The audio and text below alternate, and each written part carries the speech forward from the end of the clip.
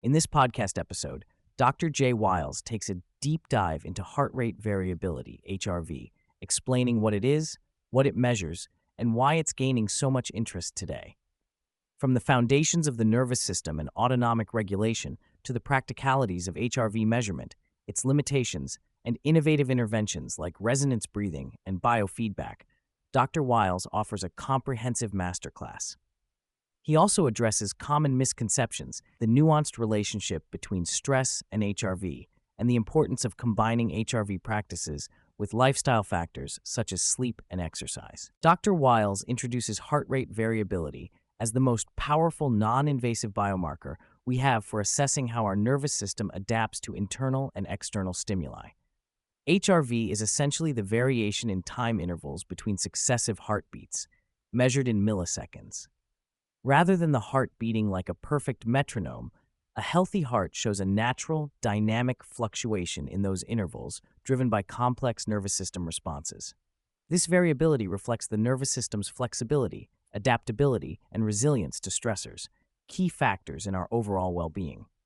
He emphasizes HRV as a window into nervous system regulation rather than a standalone metric of stress, cautioning against simple assumptions like high HRV is always good or low HRV means stress. Instead, HRV should be understood contextually and longitudinally, recognizing the nervous system as a complex signaling highway with both autonomic and somatic branches. To understand HRV's significance, Dr. Wiles breaks down the nervous system into its central, brain and spinal cord, and peripheral components, focusing on the autonomic nervous system, ACE. The ANS regulates involuntary processes such as heart rate, blood pressure, respiration, and digestion to maintain homeostasis. It comprises two primary branches: the sympathetic nervous system, responsible for mobilizing energy, commonly oversimplified as fight, flight, or freeze, and the parasympathetic nervous system, which conserves energy and supports rest and digestion. Crucially, these branches do not operate as a simple on-off seesaw, but rather work in synergy to finely tune physiological responses. HRV reflects this dynamic interplay, showing how well the nervous system can make quick, nuanced adjustments in response to changing demands. Dr. Wiles explains that HRV measurement focuses on analyzing the time between heartbeats with high precision, registering differences in milliseconds. For instance, a heart rate of 60 beats per minute does 1 heartbeat per second in a perfectly timed manner. Instead, the intervals fluctuate as breathing and nervous system activity vary. Inhalation typically accelerates heart rate, shortening the interval, while exhalation slows it down, elongating the interval.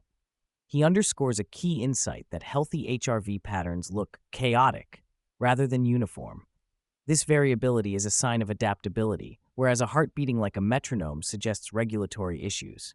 In practice, HRV is not a single value but a collection of metrics, 12 to 15 commonly used indices, with time domain measures like RMSSD, root mean square of successive differences, being prevalent. Long-term trends in HRV stability are more informative than day-to-day fluctuations. He stresses that a person's HRV should be viewed in relation to their own baseline rather than compared against others. High or low absolute HRV values have limited meaning without personalized context. There are multiple factors influencing HRV, categorized as non-modifiable and modifiable. Age naturally reduces HRV as vascular stiffening and decreased autonomic efficiency occur typically starting in the 30s to 50s. However, this decline does not imply a fixed ceiling. Improvements remain possible regardless of age. Genetics also plays an important role, with twin studies indicating moderate to high heritability in HRV traits. Sex differences are notable as well. Men generally have higher HRV than women, partly due to hormonal fluctuations across the menstrual cycle affecting autonomic balance. Among modifiable factors, cardiorespiratory fitness significantly enhances HRV through improvements in stroke volume, resting heart rate, and vascular health. Chronic health conditions such as diabetes, cardiovascular disease, and chronic pain tend to suppress HRV. Finally, overall stress load, especially chronic psychological stress common in modern life, impairs nervous system flexibility and thus lowers HRV. Dr. Wiles clarifies that HRV does not measure psychological stress directly, nor is it a one-time snapshot that determines how stressed or relaxed you are at any moment. It reflects physiological adaptability rather than the subjective experience of stress. The nervous system's responses are complex and include many inputs beyond what HRV alone indicates. Thus, using isolated HRV readings to interpret stress or direct momentary mental state can be misleading and create counterproductive reactions. With the explosion of wearable technology, Whoop, Aura, Apple Watch, access to HRV data has become widespread. However, understanding and applying that data meaningfully remains a challenge. Many wearers see their HRV scores but lack clear guidance on actionable steps to improve them. Dr. Wiles highlights that diagnostics, HRV measurement, have outpaced interventional knowledge. People can detect changes, but often don't know how to leverage that insight for nervous system health.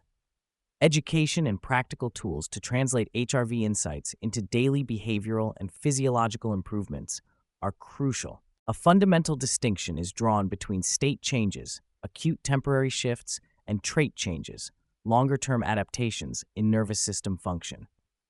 Breathing practices like resonance breathing can create fast-acting state changes by regulating nervous system tone, but lasting trait changes require consistent, repeated practice over time, akin to strength training for the nervous system. State changes can help quickly modulate anxiety or arousal before stressful events. Trait changes remodel the nervous system's baseline resilience and flexibility over weeks or months. Resonance breathing, also called HRV biofeedback, is a scientifically validated method to harness breathing's potential to synchronize heart rate variability, respiratory sinus arrhythmia, and baroreflex mechanisms. By breathing at a specific slow frequency, typically between 4-5 and 6-5 breaths per minute, individuals can maximize parasympathetic activation and stabilize blood pressure regulation. This practice was initially studied by Russian physiologists during the space race to optimize astronaut physiology. It enables the nervous system to achieve a resonant state where physiological systems oscillate harmoniously, enhancing autonomic flexibility. A single session can elicit meaningful changes within 6 to 12 minutes, while consistent practice 4 to 6 days a week over 8 to 12 weeks fosters trait-level improvements, including increases in HRV and baroreflex gain. Beyond simple time domain measures, HRV can be analyzed in the frequency domain, breaking down heart rate signals into low-frequency and high-frequency components. Low-frequency power relates to slow sinusoidal oscillations seen during resonance breathing and reflects baroreflex activity. High-frequency power aligns with respiratory sinus arrhythmia related to normal breathing rhythm. Training resonance breathing predominantly engages low-frequency power, which in turn facilitates improvements in high-frequency power at rest over time. This interplay reinforces vagal tone and nervous system regulation. Dr. Wiles acknowledges the popularity of breathwork, but expresses reservations about the mix of evidence-based practices with esoteric or unverified claims prevalent in wellness circles. While various breathwork forms are used mainly for state change or emotional release, resonance breathing uniquely shows robust scientific evidence for trait change and nervous system modulation. He cautions against conflating breathwork's psychological benefits with physiological remodeling, emphasizing the importance of precision, intention, and consistent practice. To improve accessibility and adherence to resonance breathing, Dr. Wiles discusses the M-LAMP device, designed to reduce barriers such as the need for multiple wearable sensors and phone interaction. The device guides users to their precise, dynamically adjusted resonance frequency within a session by monitoring real-time physiological signals via a photoplethysmography (PPG) sensor embedded in a warm stone. This approach optimizes breathing timing with personalized inhale-exhale ratios, adjusts pacing throughout the session, and enables users to practice without the distraction of looking at screens or wearables, promoting better compliance and deeper engagement. Attention and mindfulness enhance resonance breathing benefits. Wandering thoughts activate sympathetic responses that can pull one out of the desired physiological state. Layering mindfulness or meditation with HRV biofeedback is recommended to maximize both nervous system regulation and mental attunement, although some nervous system benefits can still accrue without focused mindfulness. A practical regimen for enhancing HRV centers on combining cardiorespiratory fitness, around 120 to 150 minutes of moderate intensity exercise weekly, including some high-intensity sessions with regular resonance breathing practice, ideally 10 to 20 minutes per session, 4 to 6 times weekly. Dr. Wiles emphasizes quality over quantity, noting that sessions longer than 20 minutes yield diminishing returns. Shorter sessions under 10 minutes may induce state changes, but are less potent for trait adaptations. For certain high-performing athletes, timing and dosing may be personalized, sometimes avoiding resonance breathing before competition if it dampens desired arousal, but favoring post-exertion recovery. Dr. Wiles explores how stress signals flow bidirectionally between body and brain. Physiological states can influence cognitive emotional appraisal, bottom up, and mental interpretations can modulate physiological responses, top down. Interventions targeting the body's nervous system, e.g., resonance breathing, can complement and potentiate traditional psychotherapies by calming physiological overactivation and enhancing receptivity to cognitive processing. He shares clinical examples from his work with veterans suffering trauma-related autonomic dysregulation, illustrating how somatic regulation can unlock the mind-body impasse that pure talk therapy may struggle to address. Sleep is presented as the cornerstone of nervous system repair and overall wellness. High-quality, efficient sleep corresponds with better autonomic regulation, which is reflected in HRV metrics during overnight monitoring. Disrupted sleep, fragmentation, and sympathetic bursts impair restorative processes and erode HRV. Advanced medical-grade devices, e.g., absolute rest sleep image ring, offer granular insights into cardiorespiratory coupling and fragmentation beyond consumer wearables, identifying autonomic dysregulation during sleep.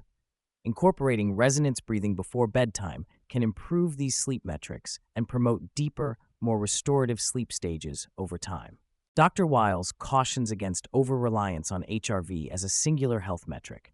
It should not be treated as a vanity number or used for cross-person comparisons due to genetic, age, and sex variability. HRV is best interpreted relative to one's own baseline trends and as part of a posit picture, incorporating subjective feelings and other physiological markers. Unlike metrics such as VO2 max, HRV does not provide a direct measure of cardiovascular fitness or longevity risk. Its strength lies in real-time feedback and monitoring dynamic nervous system function, especially when combined with interventions that promote autonomic adaptability. Although the M device is still in pre-order phase with expected shipping later in the year, Dr. Wiles encourages listeners to explore resonance breathing and HRV biofeedback as accessible tools for nervous system health. He emphasizes the importance of integrating evidence-based practices alongside existing wellness routines to harness autonomic flexibility and resilience, noting the growing relevance of this field in health optimization.